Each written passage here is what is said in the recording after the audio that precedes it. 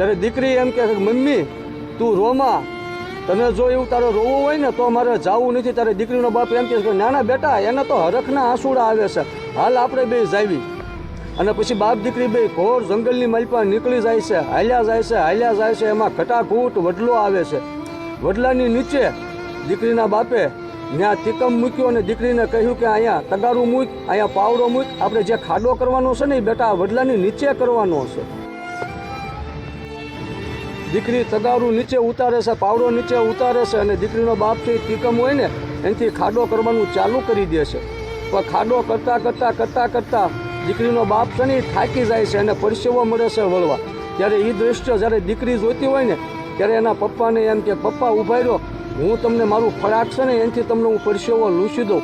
અને એ ફરાકથી પોતાના બાપનો પરસેવો લૂછતી હોય ને સાહેબ એની નામ દીકરી કહેવાય. ત્યારે દીકરીના બાપની આંખની માલપા આંસુડા આવતા હોય, ઓહો આ મારું કુમળું ફૂલ, આ મારી એટલી સંભાળ રાખવાવાળી, પણ મારે હમણાં એને મૂકીને વયું જવાનું છે.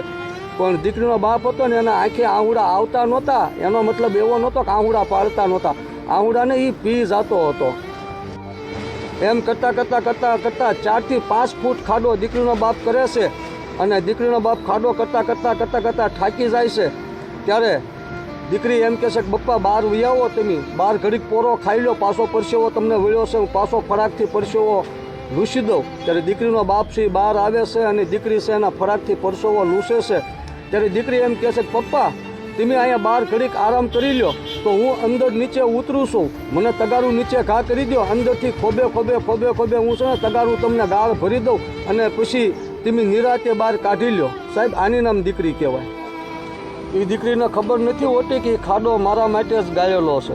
દીકરીના બાપે ખાડામાં ઉતારી પાછળથી તગારું આપ્યું અને દીકરી છે ને એ ધૂળ ભરવા મળી તગારાની અંદર. ત્યારે દીકરીનો રડવાનો અવાજ આવ્યો, રોવાનો અવાજ આવ્યો. તો પોતાનો બાપ કે બેટા શું થયું? ત્યારે દીકરીએ કીધું પપ્પા મને આંગળીએ કાંક વાગ્યું છે. તો દીકરીના બાપે તરત દીકરીને બહાર બોલાવી લીધી, બહાર ખેંચી લીધી અને દીકરીની આંગળી જોઈને તો સાહેબ લોહીની ધાર થતી હતી.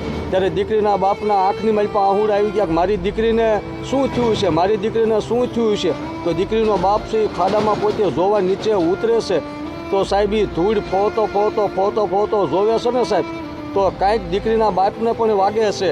તો દીકરીના બાપે આંગળીની માલપા જોયું તો એમને પણ લોહી નીકળેલું હતું. અને દીકરીનો બાપ જોયું કે મને અંદરથી શું વાગ્યું છે. અને જ્યારે સાહેબ જોયું ને ત્યારે બીજું કાંઈ હતો નહીં પણ ઝીલું રતનનો ભરેલો જે તાંબાનો ઘડો આવે ને આપણે, એ ઘડો હતો ને ઘડાનો જે કાંઠો હતો ને એ દીકરીને વાગ્યો હતો ને દીકરીના બાપને વાગી ગયો હતો. અને પછી દીકરીના બાપે ઘડો બહાર કાઢ્યો ને જોયો ને સાહેબ તો સાંજીના સિક્કા અંદર ભરેલા હતા. અને દીકરીનો બાપ તો રાજી થઈ ગયો અને બહાર આવ્યો અને દીકરીને બથ ભરી ગયો. અને દીકરીને કીધું બેટા ભગવાને આપણી ઉપર કૃપા કરી છે, ભગવાનની મહેરબાની આપણી ઉપર થઈ છે. ત્યારે દીકરી કહે છે પપ્પા શેની મહેરબાની થઈ? તો કે બેટા હવે આપણે મામાના ઘરે જવાની જરૂર નથી. તો કે કેમ પપ્પા? તો કે હવે આપણે આપણા ઘરે જવાની જરૂર છે. ત્યારે દીકરી એમ કહે છે કેમ પપ્પા એમ તમે કહો છો? તો બેટા તું ઘરે તો હાલ. પોતાની દીકરી હતી ને એને ખંભે બેહારી અને પોતાનો બાપ છે ઘરે લઈને આવે છે અને ઘડો લઈને આવે છે. ત્યારે દીકરીની માં હતી ને એ તો અહીંયા બેઠી વિચાર એ જ કરતી હતી કે આ દીકરીને મૂકીને આવે ને પછી એમની 2 જણા છે ને જીભ કરડીને 2 મરી જવી, આત્મહત્યા કરી લેવી છે. તો દીકરીની માં જ્યારે આ દ્રશ્ય ભાળી ગઈ, પોતાની દીકરીને ખંભે ચડાવી અને પોતાનો બાપ હાલ્યો આવતો હતો મલકતો સાહેબ હસતા ચહેરા ઉપર. ત્યારે દીકરીની માએ એમ કીધું કે તમે પાછા કેમ આવ્યા અને આ ઘડાની અંદર શું છે?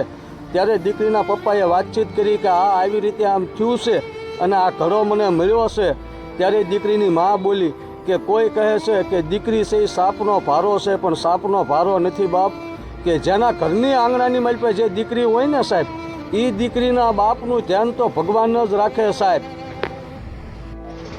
ત્યારે દીકરીની મા બોલી કે દીકરી છે ને પોતાના ભાગ્ય લઈને જન્મી હોય.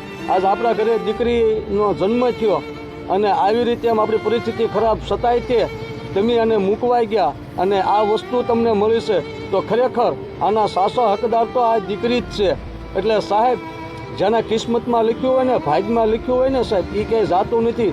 અને મેં કીધું ને કે દીકરીનો બાપ હોય ને સાહેબ એનું ધ્યાન તો એ ભગવાન જ રાખે. અને સાહેબ દીકરી પાત્ર એવું છે સાહેબ. આજ મેન તમે તો કદાચ કોઈ પણ ગામની અંદર જન્મ થયો હોય છે ને એમનું શમશાન પણ આપણે નક્કી કરેલું હોય કે હું આ ગામની માલપા મારો જન્મ થયો છે, મારું શમશાન અહીંયા છે. પણ સાહેબ દીકરી છે ને એનો તો જન્મતા વ્યાજ સાહેબ એનું શમશાનની એને ખબર નથી હોતી કે કઈ જગ્યા પર મારું શમશાન છે સાહેબ. આની નામ સાહેબ દીકરી છે. જય માતાજી.